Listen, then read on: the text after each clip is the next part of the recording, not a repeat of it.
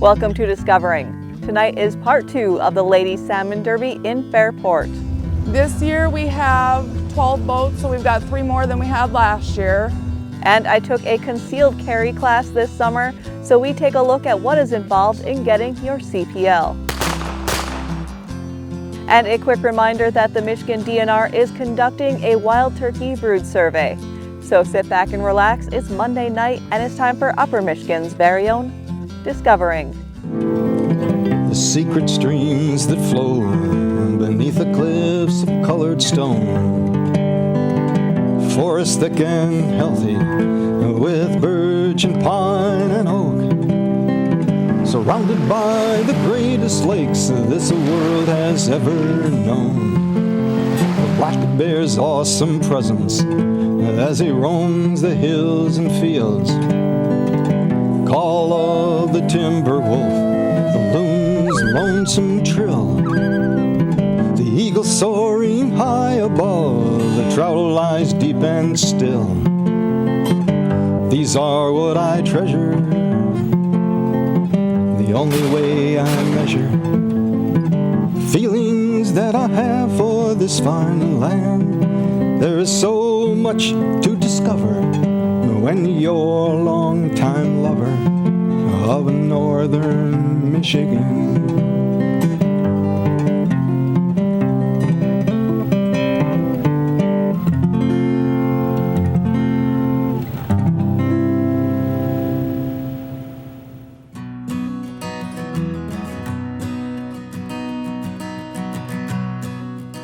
On last week's show, I jumped on board the out-of-line for the Ranguette Salmon Derby Ladies' Day. The morning was fast and furious, with 2 king salmon and 1 coho in the boat. The final weigh-in was 3 p.m., so we still had about 8 hours of fishing ahead of us. The fishing slowed down after sunrise, but we still had plenty of fish biting throughout the day.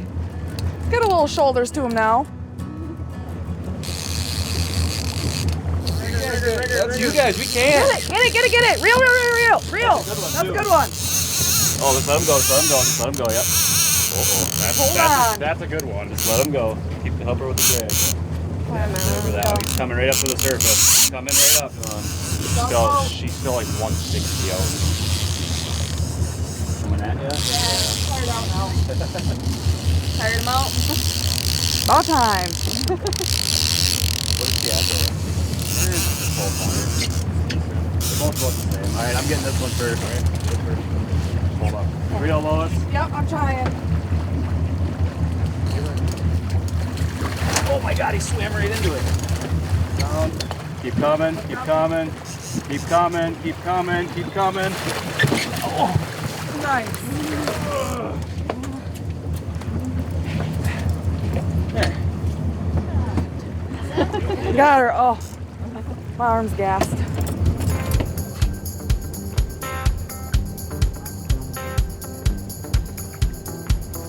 The guys had a full spread of downriggers, dipsy divers, and copper long lines out on planer boards, fishing at various depths and distances from the boat. It was the long lines that had the most action.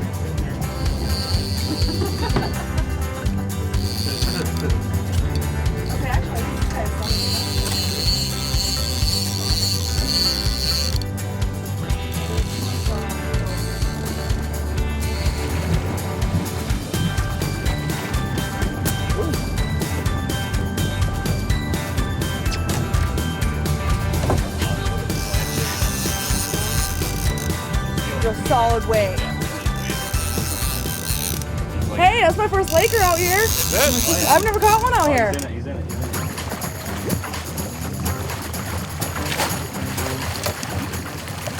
There have been quite a few lake trout caught this season by salmon anglers. Thank you. I'm gonna drop them.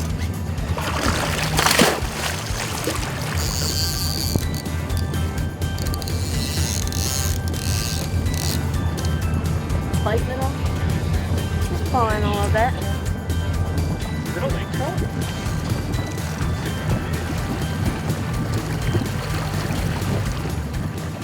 We told Lois that next year she should add a lake trout division to the Ladies' Day.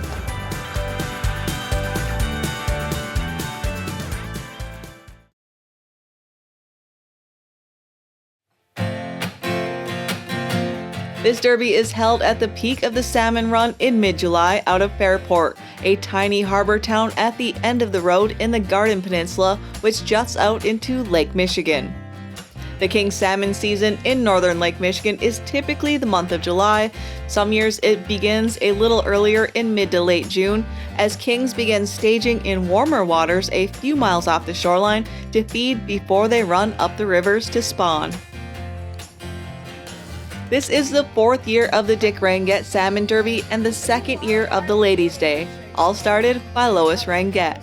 Our first year, I threw it together in 2 weeks. We ran it in August and we had 11 boats. The weather was awful. We fished it as well as running it, and I just remember getting back to shore and being so sick, and I think I probably rocked for 3 or 4 days after that. It took a while, but we've doubled in size every year. So second year we had 22 boats, and last year we had 44 boats. So I'm kind of excited to see what we're gonna have for a turnout this year for the main, but I'm expecting about 50 boats or so. So my uncle used to run the tournaments. I grew up down in Fairport. Our family used to run the old sports shop up at Garden Corners there, and we had a vendor trailer, so I ran that down here. We were selling salmon gear, pretty much everything you could think of. I grew up down here, did a lot of the tournaments myself, and he got sick and passed, and there were a few tournaments, but nothing ever really stuck, and it kind of was breaking my heart to see everything just kind of slow down, because I'm just used to it being such a thriving place down here in the summertime, always busy, always people down here, awesome community. And I wanted to try and bring something back to kind of bring the community back together and kind of bring those old traditions back. So that's why we brought it back. And then I do it also in honor of my uncle and also all of our veterans as well. So we make a donation every year to a veteran organization that gets the vets out in the outdoors, fishing, hunting, whatever it may be. So we always are looking for different organizations to reach out to and make a donation to. So we love giving back to our vets. You know, we wouldn't be here without their sacrifice, so we just want to give back to them as much as we can. And Sunday on final weigh-in, we actually have a veteran-only drawing. And this year we've got 2 different chartered fishing trips and a Rapid River double-edged fillet knife, and then we also have a 7-night stay up at John Ron's resort up there, Sand and Stars Resort. A lot of great donations this year. We're so thankful for all of our donors.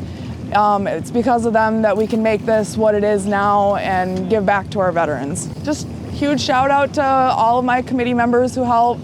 They've been great this year, helping me out so much, and it was smooth sailing this year. We're definitely being able to sit back and enjoy a little bit more thanks to our committee members. So huge shout out to those guys, and thank you for all you guys do. Oh, it looks like a steelhead actually. I think it is, yeah. Oh, I was trying to keep up on top of the water. The mouth is white. Yeah, it is a steelhead. It's a big steelhead. Yeah, it is. We got more else? It was a multi-species day for us with kings, cohos, lake trout, and steelhead.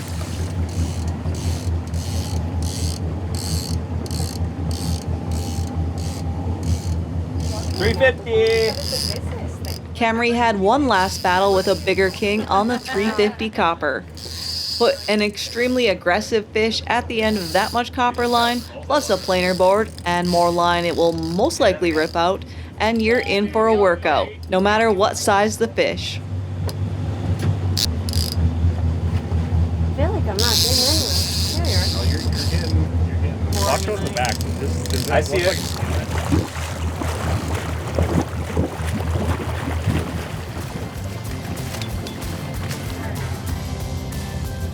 We caught quite a few fish. Nothing huge, but it was still a really great day of fishing. Back on land, our largest king weighed in at 15.92 pounds. Not enough to put us on the board. The largest king was 20.76 pounds, caught by Team Real Deal. Later that weekend, the main event ended up with 49 boats, and the out-of-line team took second place. Congratulations. From reports I heard, July was a great month of king salmon fishing out of Fairport.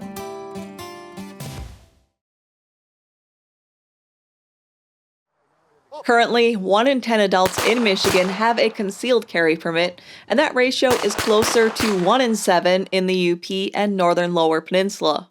Basically, you do need to have a concealed carry permit to carry concealed in Michigan. You are allowed to open carry.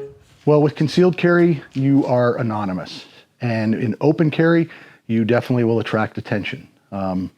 So depending on what you're trying to do, you have your choice. Something that has been on my to-do for more than a few years is to get my CPL. When I heard that my local sporting goods shop was hosting a concealed carry class, I signed up.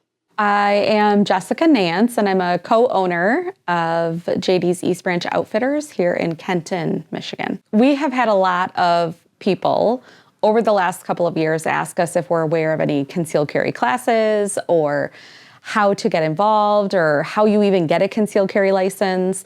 And my husband, Dan, who's a co-owner, obviously, he took a class last year, and we kind of thought, well, how do we bring it to the area? We keep getting asked for it. We did call around, and Charles Mott, which is a gentleman who does the classes with the USCCA, he offered to come here if we wanted to figure out how we could host it, where we could have it, the shooting range, things like that. And so we decided, why not? We have several people that want to do it, so let's figure out how to do it and bring it to the area. Charles Mott has been teaching the CPL class since 2019 and has taught a variety of people. From brand new 21-year-olds who are, just coming in here all the way up to I've had seniors in their 80s who are just, they want to be able to protect themselves. I also get a number of people who want to run trap lines and want to be able to carry their pistol with them while they're out in the woods running their traps and so on. So get quite a variety of people around here with that. For me personally, I wanted to take the class to conceal carry for protection while I'm out solo hiking and adventuring. There were 10 of us in the class, including my friend Adrian and Jessica Nance. Although I own a gun shop with guns and ammo and hunting gear and all that, I don't actively shoot all the time, but I would like to go for a walk up and down my road, and we have a lot of wildlife, so I wanted to be able to carry, and not open carry, I wanted to conceal carry. The first half of the class was very educational and informative.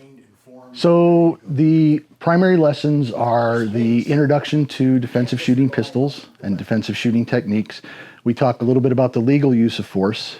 So what are some of the laws and some of the things that you have to do for that? We talk about what you can expect to happen if you find yourself in a dynamic critical incident or a violent encounter. Some of those physiological reactions and so on.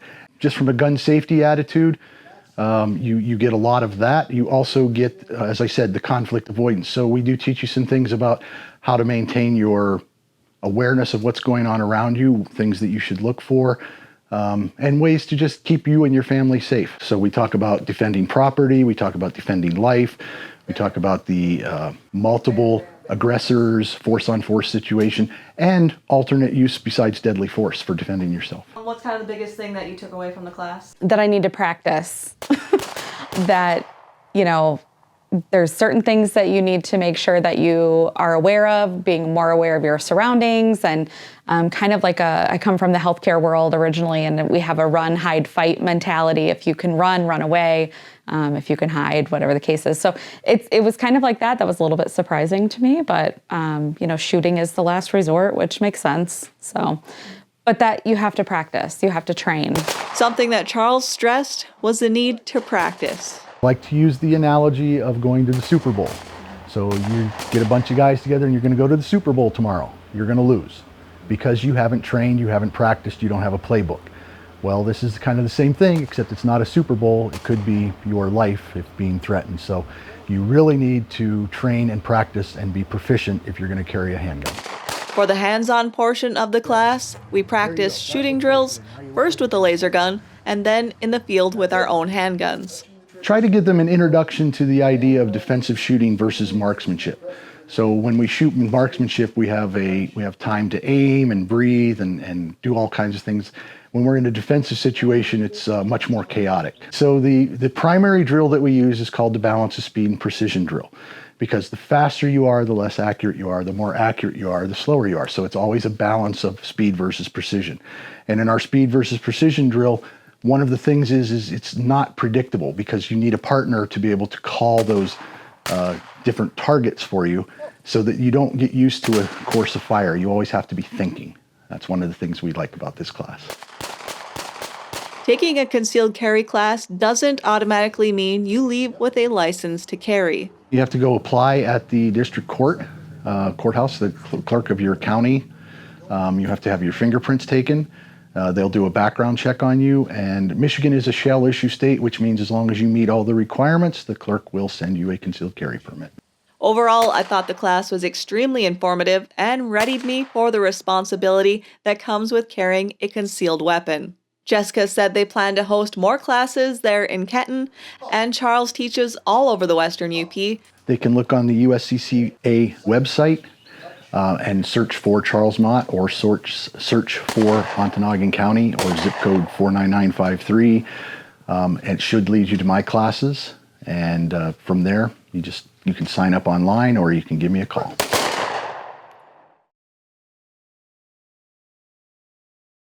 The Michigan DNR is currently conducting a wild turkey brood survey with the help of the public. The survey began July 1st and runs through the end of this month.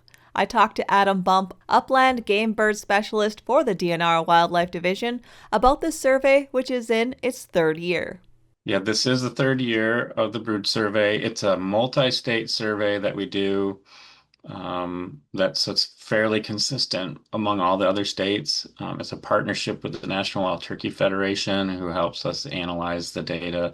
And really the goal is to get an idea of how turkey production is doing. So how many individuals are being produced per hen helps track where the population's headed. It can help us get a feel for if there are any problems with the population, any issues that exist. Some of the states that have run it for a longer period of time see connections between the brood survey results and harvest. So if you have a lot of young turkeys, they're called poults. So if you have a lot of poults that are produced, say this year, then your tom harvest goes up for 2027. Well, that's when the birds would be a tom. So they're actually able to kind of give a prediction of how harvest will do. We don't have enough years of data to see if that's going to hold true for Michigan as well, but we're hopeful that we'll be able to track trends in the population, or maybe highlight red flags. So if we're starting to see production is dropping, it could be an indicator that the population might be declining, and that might prompt other studies or help us try to make sure we're watching those trends when we're setting harvest regulations. One of the reasons that we started it when we did was, increased interest. So across the country, states have been seeing declines in turkey populations, and it generated a lot more interest in, well, what's going on in Michigan? Are we seeing the same sorts of declines? There was interest in liberalizing some of our harvest regulations. So people, you have people on both sides of that. Well, we don't know, are the populations starting to decline in Michigan or not? So there was an interest in, this is a existing survey that a lot of states already do. It can give us a little more information. So 3 years ago, there was a lot of interest in trying to get as much information as we could. And the first year we did it, I think we were we had some of the most submissions of any of the states that participate. So last year we were a little bit lower than that, but this year I'm hopeful we can get that back up and be one of the top states in terms of participation. And that's what's really key, is getting people to just know they can submit it and be willing and interested in doing that. That's what really makes the survey useful. And that leads me to, why are you asking the public to help you with this then?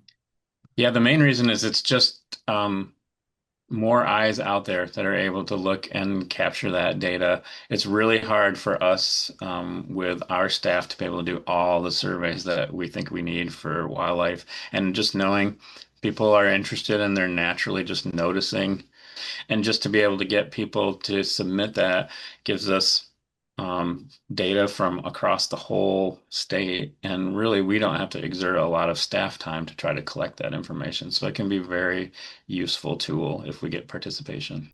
So if you happen to see a brood while traveling or spending time outdoors and can count how many poults there are, take a few minutes to report it on the DNR website. And you could just search for turkey brood survey on the DNR website. Then there'll be a link to a quick survey. It's just a few questions. We're most interested in hens and poults. Well, there is a question about if you saw any toms or jakes, the male birds, but we're most interested in hens and poults, and we're looking for the most accurate count you can get. So, you'll often see 2 hens together and see some poults, but trying to count them all can be really difficult. So it's just the best you can do with getting an actual number of the birds that are there.